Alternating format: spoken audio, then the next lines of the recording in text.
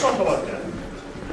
Emerging from the mere through the mist blanket, Grendel sought God's wrath on him. He sought to snare some sleeping things, to trap the guests of the tall gift house. He moved under clouds, crossed the meadows nearing the wide hall, wide gold gables rising in the night sky. Not for the first time went he to Herod, Hrothgar's gift hall, but never had he come craving a blood feast with worse slaughter luck waiting there inside. He came to the hall hungry for man's flesh, joyless and angry.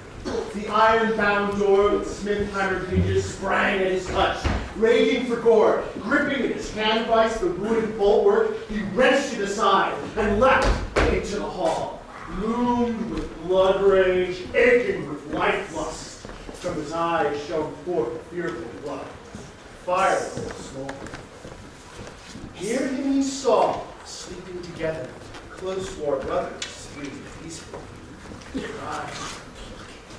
He exploded with rage, growled with green hunger, glared all around him, burning to break bodies from life breath, to feast on men before morning's life. His luck left him that last slaughter night. No more after dawn would he murder and run. Wary and watching, awake in his bed, Heolot's kinsman quietly waited, anxious to measure that monster's strength. But the thieves did not think about waiting, but with fire eyes searched, snared a doomed one in final rest, and ripped frantically. Crunch, bone lockings, crimson blood morsels he gulped up with mouth.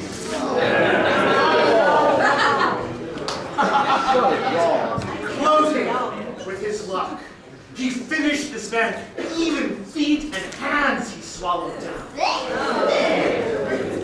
He stepped further, groped with claw hands, grabbed the next one, grimly failed, grabbed back at him.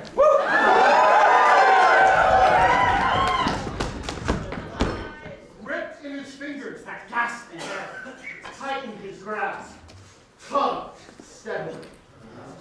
Soon that fen stalker found himself caught, grasped and twisted by a greater strength than any he had known in the earth's regions.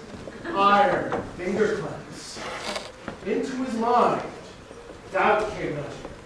Nowhere could he move. His thoughts yearned away. He wished to hide, and for the company of fiends, fear pulled at him.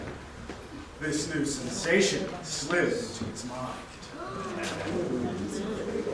Then Heolot's Thane held to his boast of the last evening. He leapt to his feet, tightened his fist, fingers crackled. Grendel pulled back, Beowulf followed. The Dark Wanderer wished for more room, to be on his way back to the Mournhill, flee to defend. He felt his hand crushed in that grip. A grim visitor, that fate-marked fiend, found his terror. The hall thundered. To the hut dwellers, the dames outside, sounds of that battle seemed rowdy, wild. Raging they grappled, the warrior and fiend. The walls rumbled. With great wonder, the wide wall survived. Twin horned gables trembled with combat, that fair building, but fastened it was, inside and out, with iron log bars forged with skillful. The floor shuddered. Strong-kneed benches sailed to the walls. Burnished banquet seats bounced and clapped. Hrothgar's wise men had Herod made so that any man by any means could not break the hall, bring down its walls. Only fires and grace, flames reedless, could swallow that house. Storm sounds of rage rocked the horn gables, hammered the roof. Shivering Dane folk shook with hell fear, hearing through the walls a wailing cry. The enemy of God drowned his blood teeth. How?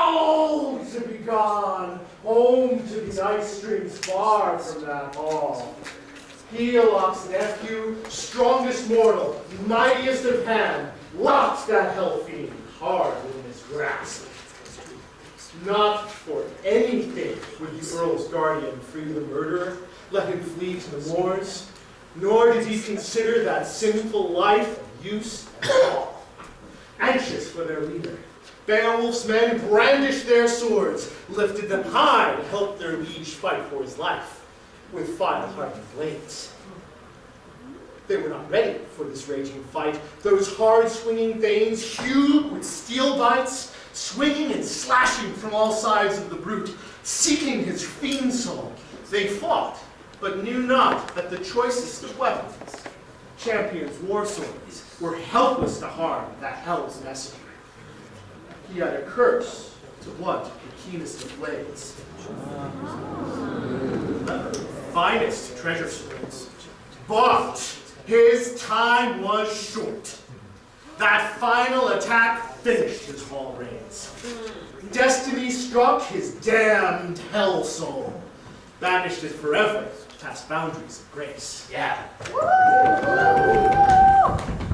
Then that giant brute, rejected by God, marked with murder, measured by his sins, finally knew his fiend's mind thoughts. His body case would bear no more.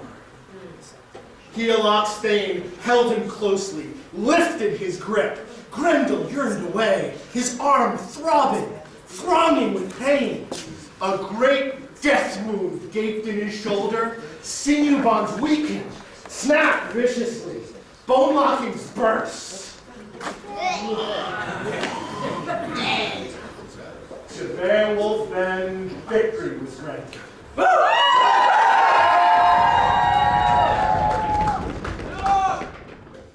Grendel took flight, sickened with death, slouched under fen slopes to his joyless home, no hope to survive. He knew at last the number of his days. To the sorrow of games, dawning of respite rose from that battle, bright deliverance. Heorot was cleansed. Healed of vain slaughter, aching morning grief, emptied of murder by that tall visitor, victory was bright joy to his heart. He held to his vow. Evening boast words. Banished from that hall dark sorrow songs, consoled the Danes who for long tortured years had terror in the night, and empty hall from evening till dawn. Hailed he the sunrise, hoisted a signal, a clear token sign that terror was dead. Nailed Grendel's arm, that great hand grip, near the high gables point of Heorot's roof.